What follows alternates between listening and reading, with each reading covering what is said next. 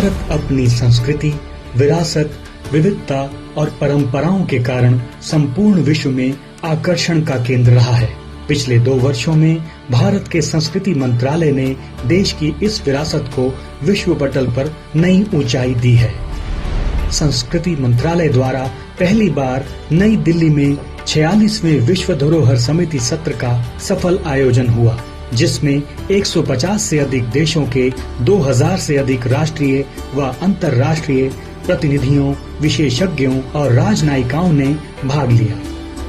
इस दौरान असम के मोईतासन को यूनेस्को विश्व धरोहर सूची में शामिल किया गया, जो पूर्वोत्तर का पहला सांस्कृतिक धरोहर स्थल है। इस ऐतिहासिक सत्र के अवसर पर संस्कृति मंत्रालय द्वारा प्रोजेक्ट परी शुरू किया गया, जिसमें 150 से अधिक कलाकारों ने दिल्ली के 19 सार्वजनिक स्थानों पर लोक कला और समकालीन थीम से सजे भव्य म्यूरल तथा स्कल्पचर बनाए।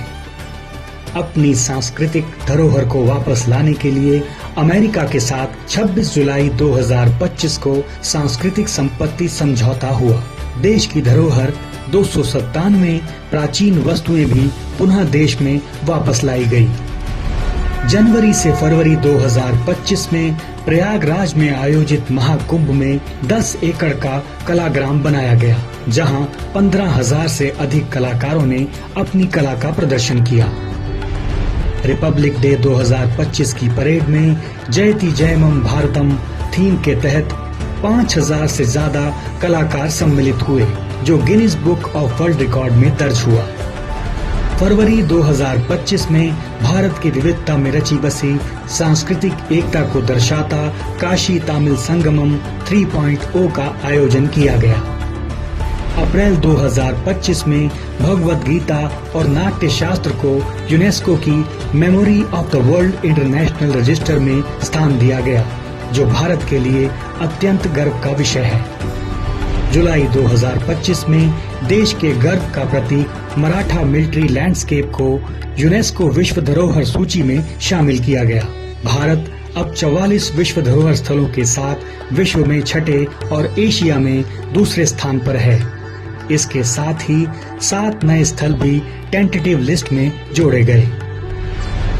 अपनी विरासत को रिक्लेम करते हुए 30 जुलाई 2025 को 127 वर्ष बाद भगवान बुद्ध के पवित्र अवशेष वापस लाए गए। ये उपलब्धियां हमारी खोई हुई विरासत को संरक्षित और सुरक्षित कर रही हैं। अगस्त 2025 के स्वतंत्रता दिवस के अवसर पर देशव्यापी हर घर तिरंगा अभियान में देशवासियों ने बढ़ चढ़कर भागीदारी की और विश्व रिकॉर्ड बनाया। वर्ष 2025 के सितंबर महीने में देशव्यापी ज्ञान भारतम अभियान शुरू किया गया। यह भारत की हजारों वर्ष पुरानी पांडुलिपि परंपरा को खोजकर, सूचीबद्ध कर, डिजिटाइज कर और विश्व स्तर पर उपलब्ध कराने की ऐतिहासिक पहल है।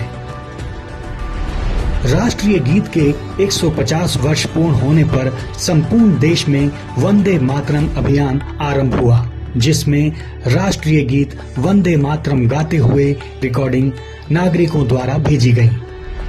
अक्टूबर 2025 में हमारी भाषाई विविधता की पहचान असमिया, मराठी, पाली, प्राकृत और बंगाली भाषाओं को क्लासिकल भाषा का दर्जा मिला। भारत के खान पान और व्यंजनों को वैश्विक पहचान देते हुए अक्टूबर 2025 में उत्तर प्रदेश के लखनऊ को यूनेस्को की क्रिएटिव सिटी ऑफ गैस्ट्रोनॉमी में शामिल किया गया। भारत के उत्सव भी आज विश्व की अमूर्त सांस्कृतिक धरोहर बन रहे हैं। दिसंबर 2025 में यूनेस्को ने दिवाली को विश्व की अमूर्त सांस्कृतिक विरासत के रूप में मान्यता दी।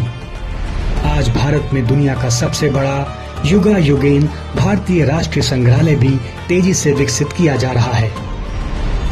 देश के प्रथम ज्योतिर्लिंग सोमनाथ के 1000 वर्षों की स्मृति पर देशव्यापी सोमनाथ स्वाभिमान पर्व आरंभ हुआ, जिसमें संपूर्ण देश के विभिन्न कार्यक्रम आयोजित किए गए। अपने देश के महापुरुषों के देश और समाज को किए गए योगदान और उनसे प्रेरणा लेने के लिए सरदार पटेल, लोक माता अहिल्याबाई, डॉक्टर श्यामा प्रसाद मुखर्जी सहित अनेक महापुरुषों की शताब्दी और जयंती पर देशव्यापी स्मृति कार्यक्रम आयोजित किए गए। संस्कृति मंत्रालय आज भारत की प्राचीन संस्कृति को संरक्षित और सुरक्षित करने के साथ ही विश्व को हमारी परंपराओं और विरासत से परिचित करा रहा है। भारत माता की जय। जय हिंद।